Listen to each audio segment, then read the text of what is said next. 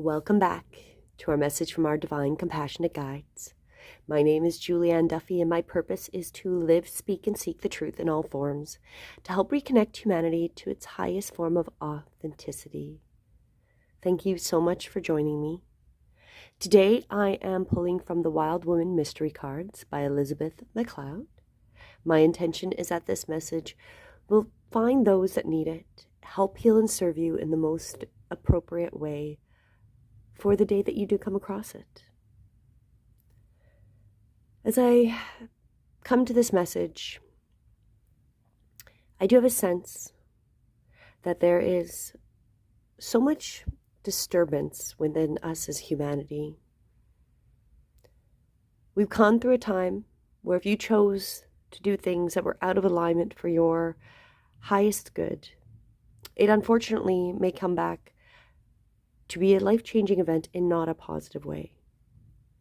We want to step forward in positive and strength and know that we are the divine beings that are here to create and co-create amongst this beautiful realm. There is so much negativity. We must bring the light, and that is what I'm here to do for you today. But we'll jump right into the message and find out what the guides have for us today. The first part of our message, forgiveness.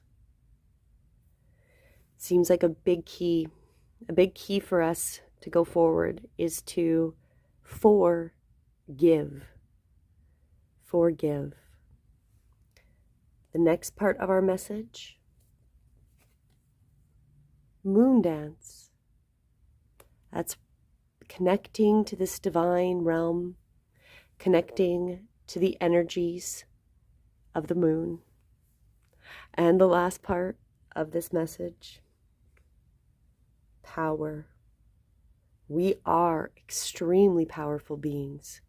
And when we let go of that energy that stops us from going into the higher realms, and we forgive and go through that forgiveness, reconnect to this realm, we step into our true power. I feel like that's the very basic overview of this message. Letting go, allowing ourselves to be appreciative of the situations we've had. They're there to help us learn. As I've mentioned many times in the birthday readings, because it's come up quite a bit during March, is it's not happening to us. It's happening for us to learn from, for us to go through these changes and stem them. We as humanity, we really like our comfort and we want to feel comfortable. We don't necessarily want to deal with any type of change.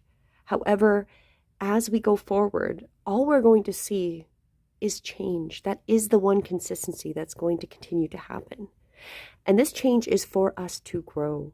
We have been very much out of alignment for a long time, controlled by entities that are not human. We have these beings called the Elohims that have overseen humanity for generations. It's very interesting because if you've had the opportunity to watch The Dark Crystal, The Rise of the Resistance, which is still in the UAE on their Netflix, but is no longer available in North America, that is a reflection of our reality and what is happening. It is truly them telling us what they've been doing. They've harvested humans, our energy, and even more darkness than that, things no one really wants to talk about. Human trafficking is part of it. These entities don't want us to know how powerful we are. And part of us going forward is that we need to look at the way that we can let go of these entities that have controlled and are controlling our governments. That's why we can continuously see policies that are anti-human. They're not for you and for your benefit. These weird brainwashing techniques that coming through the media, they're all anti-human. They're not for the growth of humanity. And it's time for us to forgive ourselves for being drawn into that, to forgetting where we've come from. And maybe this is all we have to do, is to thank ourselves for giving this experience, or thank the entity of the universe for giving us this experience now, so that we can become better and stronger and step into these divine beings we are. We can manifest. When we as humans all come together, change will happen like that, like a snap. When they have us, the Elohim, and these entities that are anti-human, that use us as food, really, we fight each other. And they want us against each other. They don't want us collaborating, coming together, and seeing the humanity as one. We are all one. And when we work together, we become extremely powerful. And I believe that that's really what the moon dance is hear the call of the wild, of the moon, and dive into the ocean when she is full. Bathe in the moon bubbles under the bright and beautiful star-filled sky. Enjoy the moon. Let her wisdom seep into your belly. Feel the rhythm and dance under the moon and amongst the trees. The moonbeam will guide you on your soul path on a dark night and light the way through the deep lush forest of life. The moon dance is, in my opinion, reconnecting to who we are. When we forgive, which is just letting us forgive and be thankful for these experiences, that the energy no longer stops us, we can truly become who we are, doing the dance of this realm. And through that, we become powerful. We become our truth. And notice how our body feels when you find yourself away from your truth. But when you come back and you listen to your heart, you become extremely powerful. When things move too quickly, this is reminding us that we have to step back and take a breath. Fill ourselves with the divine love of the universe and be okay with stepping in our power. And often when we're stepping in our power, it's going to be doing things that aren't what the norm is, what our culture has guided us. But our culture is not driven by humans. It's entities. People in religious realms might call them demons. The best name is the Elohim. They're these entities that have taken over humanity. They use us as food, and they get us fighting each other. So we're not looking at them. We're looking and blaming and angry towards each other. Whereas we're not each other's enemy. We have been badly programmed through this cult, through the Elohim. And it's our time to thank them that these things are coming to light. This is the time to be thankful for these things coming to life, forgiving ourselves for being drawn by the lies. Because there's going to be a lot of us that as these truths come out, it's going to be more and more difficult to deal with these truths. However, these truths are necessary so we can find our way back to nature, back to the connecting of the real divine, and stepping into our power as humanity so we can go forward and make great changes. They want fewer of us. That means we need to connect and make more of us. We need to be stronger, powerful, and the light that shines brighter than any of this distraction, dis-ease they've created. They're creating dis-ease everywhere. Dis-ease in our minds, dis-ease in our bodies. They spray chemicals on us over in the skies. They spray chemicals on our food. They genetically modify everything. I've come across that it's recently been noted that it's like 99% of the cheese in the United States, which would mean Canada as well, is actually genetically modified.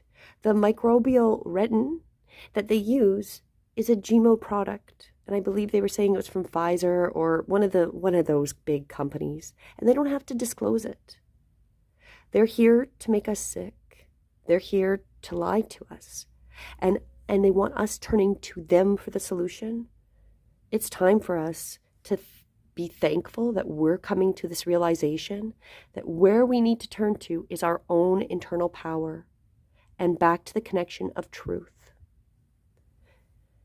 And one thing, I've seen much hate towards the yoga community and anything that's coming to the esoterics, especially if you're in a highly religious in Christianity. They're trying to say that yoga turns you to the devil. The reason is it's a very powerful tool. Yoga, Sanskrit chanting, is extremely powerful. It helps us tune into ourselves and no longer rely on the Elohim. So Elohim used religion to keep us separated. And one thing that's coming out is that many of the Sanskrit ancient chants were to keep people from getting their minds taken over by the Elohim.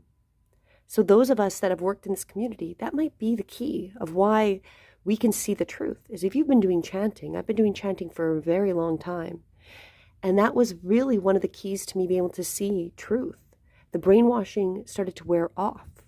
The mind control doesn't work. When you are attached, or when you detach, using the chants, using yoga, using the breath work. So of course, the most important thing they'll do is attack the spiritual community. Tarot cards, astrology, oracle, those things bring us back to truths. They don't want us to see the truth. They want us blinded and creating the chaos. So we depopulate ourselves through the bad programming and these horrible beliefs. You're being reminded. Getting angry is not going to help us. We need to be thankful for these situations, because if we didn't have these situations, they wouldn't bring us to these new understandings. We need to reconnect to the divine, the moon dance, the connection to all that is, ever and was, and step into our power of creating. We are extremely powerful beings, and they don't want us to know this. They don't want us to step into our power. They want us to be looking towards them as the saviors. That's what we found over these last 3 years. They wanted you to trust their savior, not yourself, not your divine, intuitive nature of healing.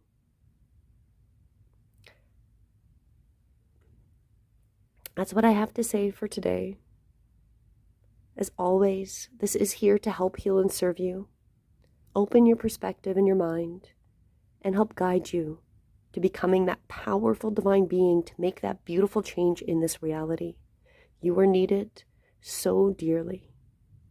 Each of us that becomes aware, we have the code to break the spell. It just takes one of us after another, after another. Have a beautiful day, and until tomorrow, namaste.